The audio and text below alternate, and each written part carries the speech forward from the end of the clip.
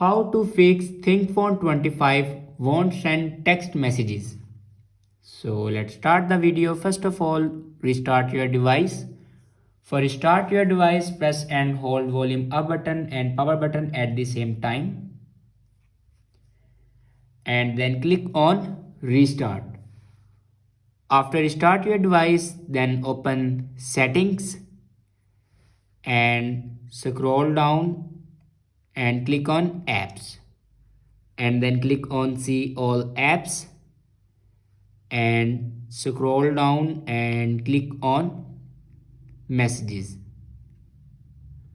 and then click on storage and cache. Now here you can clear the cache memory. After clear the cache memory, then check your network connection will work properly or not. After checking your network connection, then scroll down and click on system and then click on reset options. Now on top you can see the option reset mobile network settings. Now click on it and then click on reset settings.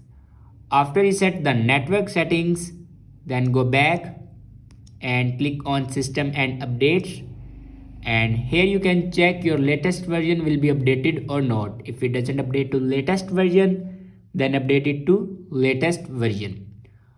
After that, your problem will be fixed.